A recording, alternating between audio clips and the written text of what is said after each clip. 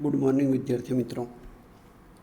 ધોરણ 12ના નામાના મૂળતત્વ વિષયના ભાગ 1ના પ્રકરણ નંબર 5 ભાગીદારનો પ્રવેશ અંતર્ગત ગત વિડીયોમાં વિદ્યાર્થી મિત્રો આપણે ભાગીદારના પ્રવેશ અંગે પ્રાસ્તાવિક બાબતોની ચર્ચા કરી હતી અને ભાગીદારના પ્રવેશ વખતે ધ્યાનમાં લેવાના જે અગત્યના મુદ્દાઓ છે 5 તેના વિશે અભ્યાસ કરેલો હતો. વિદ્યાર્થી મિત્રો, ભાગીદારના પ્રવેશના કારણે ધ્યાનમાં લેવાના 5 મુદ્દાઓ પૈકી આજે આપણે પહેલો મુદ્દો નફા નુકસાનની વહેંચણીના પ્રમાણમાં ફેરફાર અંગેનો અભ્યાસ કરવાના છીએ. વિદ્યાર્થી મિત્રો, જ્યારે પણ નવા ભાગીદારનો પ્રવેશ થાય ચાલુ ભાગીદારી પેઢીમાં, ત્યારે ભાગીદારી પેઢીના નફા નુકસાનના પ્રમાણમાં ફેરફાર થવાનો છે. તો એ અંગે અભ્યાસ કરીએ તો નવા ભાગીદારને પેઢીના ભવિષ્યના નફામાં કેટલોક ભાગ મળે છે. એટલે જ્યારે પણ કોઈ પણ નવો ભાગીદાર પેઢીમાં જોડાય ત્યારે એને કેટલોક નફામાં ભાગ મળશે અને આ નવા ભાગીદારને જે ભાગ મળે તે ભાગ જૂના ભાગીદારો દ્વારા ત્યાગ કરવામાં આવે છે. પરિણામે નવા ભાગીદારના પ્રવેશ બાદ બધા ભાગીદારો વચ્ચે નફા નુકસાનનું નવું પ્રમાણ અસ્તિત્વમાં આવે અને જૂના ભાગીદારોનું ત્યાગનું પ્રમાણ પણ અસ્તિત્વમાં આવે. આમ ભાગીદારના પ્રવેશ વખતે નીચે મુજબના 2 પ્રમાણની ગણતરી જરૂરી બને. પહેલું, નફા નુકસાનના નવા પ્રમાણની ગણતરી અને ત્યાગના પ્રમાણની ગણતરી.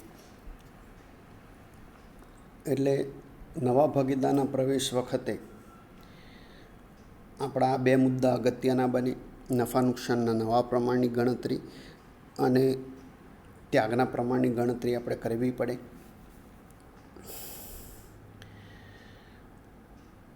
નફા નુકસાનના નવા પ્રમાણ અને ત્યાગના પ્રમાણની ગણતરી વિશે હવે આગળ આપણે અભ્યાસ કરીએ તો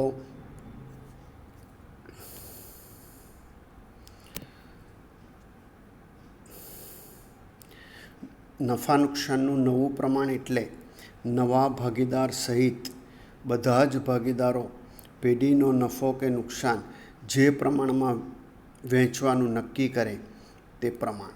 એટલે નવા ભાગીદારના પ્રવેશ પછી નવા ભાગીદાર સહિત બધા જ ભાગીદારો ભવિષ્યનો નફો કે નુકસાન જે પ્રમાણમાં વહેંચવા સહમત થાય તે પ્રમાણને નવું પ્રમાણ કહેવાય. હવે વિદ્યાર્થી મિત્રો, નફા નુકસાનના નવા પ્રમાણની ગણતરી નીચે દર્શાવ્યા પ્રમાણેના સંજોગમાં કરી શકાય. એટલે નવા પ્રમાણની ગણતરી માટે જુદા જુદા સંજોગો છે અને નવા પ્રમાણની ગણતરી માટેના કુલ 8 સંજોગો છે, જે પૈકી આજે આપણે 2 સંજોગો વિશે અભ્યાસ કરવાના છીએ.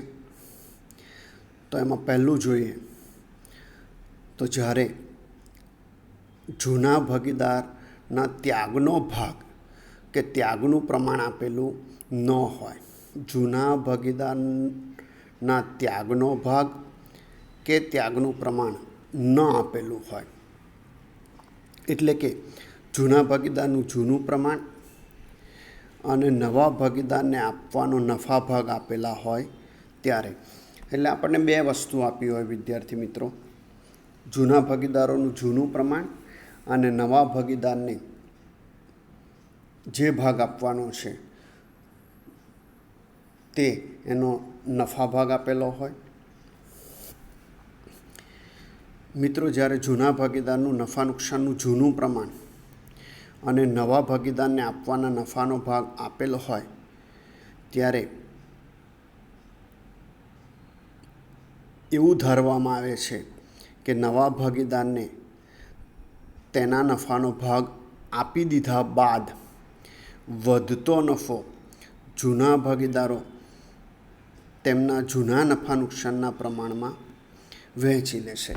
એટલે કે નવા ભાગીદારને જે નફા ભાગ આપવાનો છે તે નફા ભાગ આપી દીધા પછી જે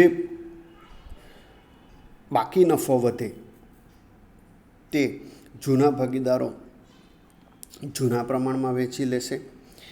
આ માટે આપણે એક ઉદાહરણ જોઈએ તો એ અને બી એક પેઢીના 3:2 પ્રમાણમાં નફો નુકસાન વહેંચતા ભાગીદાર છે. સીને નફામાં 1/4 ભાગ આપવાની શરતે પ્રવેશ આપ્યો. નફા નુકસાનના નવા પ્રમાણની ગણતરી કરો. વિદ્યાર્થી મિત્રો, એ અને બી 3:2 પ્રમાણમાં નફો નુકસાન વહેંચતા ભાગીદાર છે, એટલે જૂનું પ્રમાણ 3:2 છે. અને સીને નવા ભાગીદાર તરીકે 1/4 ભાગ આપવાની શરતે પ્રવેશ આપવામાં આવે છે. તો એટલે જૂનું પ્રમાણ વિદ્યાર્થી મિત્રો 3:2 છે અને નવા ભાગીદારને ભાગીદાર તરીકે જોડવામાં આવે છે તેને ભવિષ્યમાં 1/4 ભાગ નફો આપવાનો છે. તો હવે એની ગણતરી જોઈએ તો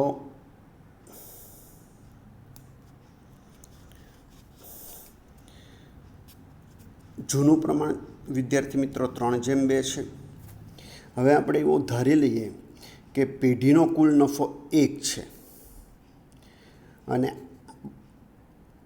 પેઢીનો આ કુલ એક નફો છે, તેમાંથી સીને 1/4 ભાગ આપવાનો છે. એટલે કુલ એક નફામાંથી સીને 1/4 ભાગ આપવામાં આવે તો એ અને બી માટે બાકી રહેતો નફા ભાગ બરાબર કુલ નફો ઓછા નવા ભાગીદારનો ભાગ. વિદ્યાર્થી મિત્રો, કુલ નફો આપણે 1 ધારેલો છે, જેમાંથી નવા ભાગીદાર સીને 1/4 ભાગ આપવાનો છે. એટલે 1/4 ભાગ બાદ કરતાં વિદ્યાર્થી મિત્રો લસા 4 લેવો પડે. લસા 4 લેતા પરિણામ આપણને 3/4 મળશે. એટલે એ અને બી માટે બાકી વધતો નફો 3/4 થાય. હવે આ બાકી રહેતો નફો જે 3/4 છે મિત્રો, તે 3/4 બાકી રહેતો નફો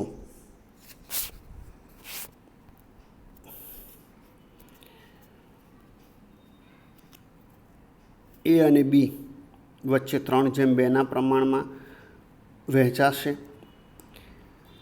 એટલે હવે જૂના ભાગીદાર માટે નવો ભાગ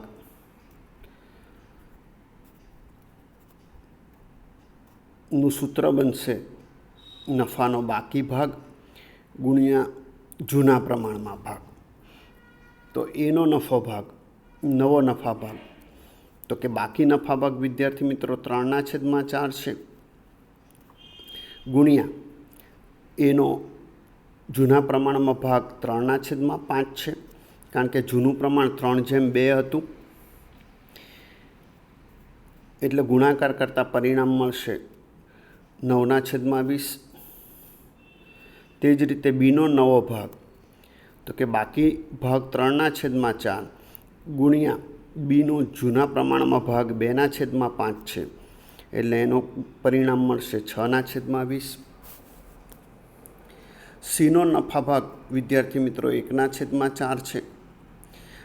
હવે એ અને બીના નવો ભાગ જે છે એનો છેદ 20 છે, એટલે અહીંયા સીના ભાગ માટે છેદ સરખા કરતાં સીનો ભાગ 1/4, લસા 20 લેવા માટે 5/5 વડે ગુણતા સીનો ભાગ થશે 5/20.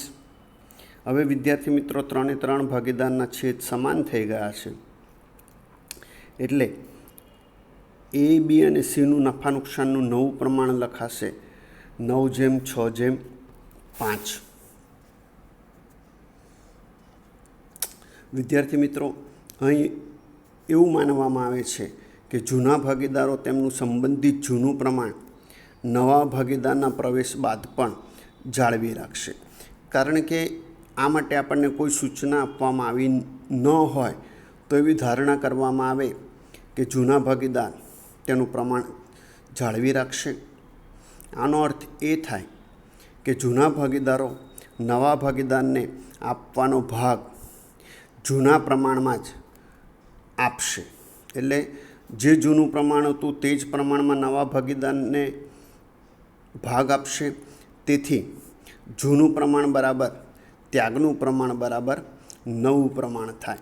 એટલે ટૂંકમાં વિદ્યાર્થી મિત્રો, સૂચનાની ગેરહાજરીમાં જૂનું પ્રમાણ જ ત્યાગનું પ્રમાણ બનશે.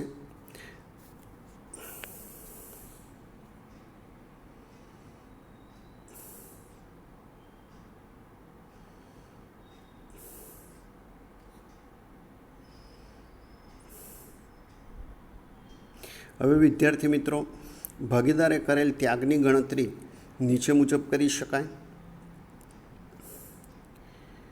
જૂનું પ્રમાણ વિદ્યાર્થી મિત્રો 3:2 હતું. એટલે જૂનો ભાગ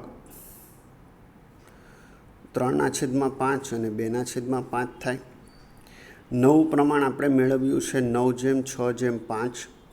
એટલે નવો ભાગ થાય 9/20, 6/20, 5/20. એટલે ત્યાગ, ભાગીદારે કરેલ ત્યાગ બરાબર સૂત્ર બને જૂનો ભાગ માઇનસ નવો ભાગ. એટલે આ મુજબ કિંમતો મૂકતા એનો ત્યાગ, એનો જૂનો ભાગ 3/5 છે, માઇનસ નવો ભાગ 9/20 છે.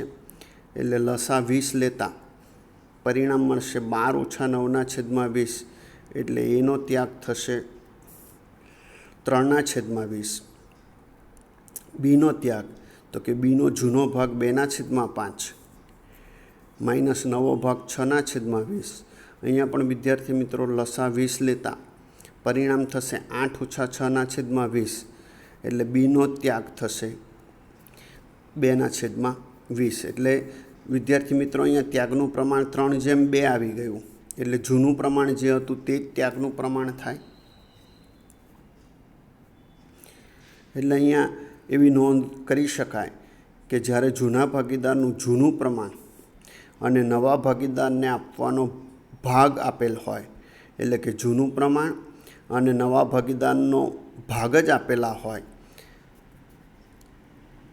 અને ત્યાગ કે ત્યાગનું પ્રમાણ આપેલ ન હોય, ત્યારે જૂનું પ્રમાણ જ ત્યાગનું પ્રમાણ રહેશે. એટલે ટૂંકમાં વિદ્યાર્થી મિત્રો, માત્ર આપણને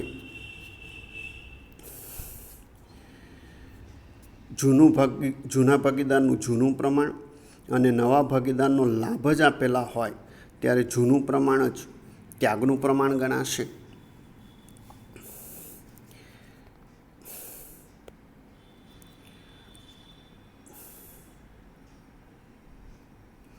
હવે વિદ્યાર્થી મિત્રો, બીજો મુદ્દો જોઈએ તો જ્યારે જૂના ભાગીદારોનું જૂનું પ્રમાણ અને નવા ભાગીદારનો ભાગ અને જૂના ભાગીદારોનું નવું પ્રમાણ આપેલ હોય. એટલે વિદ્યાર્થી મિત્રો 3 મુદ્દા આપેલા હોય: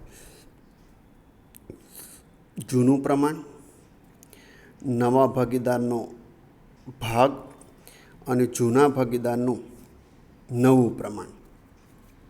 તો આ માટે આપણે ઉદાહરણ નંબર 2 જોઈએ તો એ અને બી એક પેઢીના 2:1 પ્રમાણમાં નફો નુકસાન વહેંચી લેતા ભાગીદાર છે.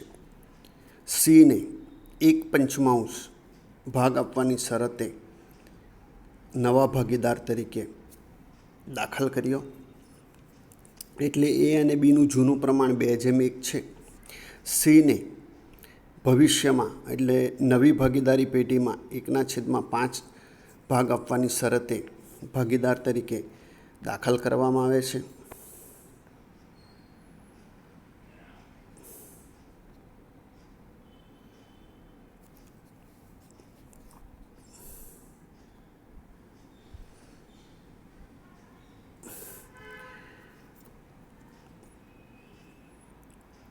એ અને બીને ભવિષ્યમાં નફો નુકસાન 2:3ના પ્રમાણમાં વહેંચવું તેવું નક્કી કર્યું. એટલે ભવિષ્યમાં જે બાકી રહેતો નફો હશે તે એ અને બી 2:3ના પ્રમાણમાં વહેંચશે તેવું નક્કી કરવામાં આવેલું છે. નફા નુકસાનનું નવું પ્રમાણ શોધો. વિદ્યાર્થી મિત્રો, અહીંયા ભાગીદારોનું જૂનું પ્રમાણ 2:1 છે. નવા ભાગીદાર સીને 1/5 ભાગ આપવાની શરતે જોડવામાં આવે છે અને ભવિષ્યમાં એ અને બી નફો નુકસાન 2:3ના પ્રમાણમાં વહેંચવાના છે. એટલે આપણે એવું ધારણા કરીએ કે પેઢીનો કુલ નફા ભાગ 1 છે. તો આ એક નફા ભાગમાંથી સીને 1/5 ભાગ આપવાની શરતે જોડવામાં આવે છે. એટલે એ અને બી માટે બાકી રહેતો નફા ભાગ બરાબર કુલ ભાગ ઓછા નવા ભાગીદારને આપવાનો ભાગ. તો કુલ ભાગ આપણે 1 ધારેલો છે. નવા ભાગીદારને આપવાનો ભાગ 1/5 છે. હવે લસા 5 લેતા પરિણામ થશે 5 - 1/5. એટલે બાકી રહેતો નફા ભાગ વિદ્યાર્થી મિત્રો 4/5 મળે. હવે આ જે બાકી રહેતો નફા ભાગ વિદ્યાર્થી મિત્રો એ અને બી માટેનો છે, તે બાકી રહેતો નફા ભાગ એ અને બી 2:3ના પ્રમાણમાં વહેંચવાનું નક્કી કરે છે.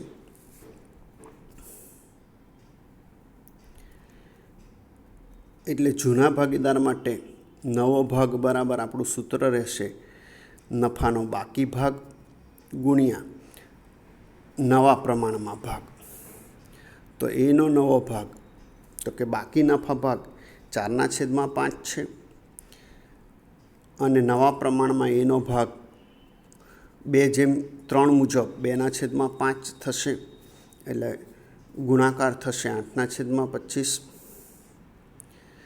હવે બીનો નવો ભાગ તો કે બાકી ભાગ 4/5 ગુણ્યા બીનો નવા પ્રમાણમાં ભાગ 3/5 છે. એટલે ગુણાકાર મળશે 12/25. સીનો ભાગ મિત્રો 1/5 છે. તો એ અને બીનો જે નવો ભાગ છે તેનો છેદ 25 છે. એટલે છેદ સરખા કરતાં સીનો ભાગ થશે 5/25. એટલે એ બી અને સીનું નવું પ્રમાણ વિદ્યાર્થી મિત્રો છેદ સમાન થઈ ગયા છે. એટલે અંશની કિંમતો લખતા એ બી અને સીનું નવું પ્રમાણ 8/12/5 મળશે.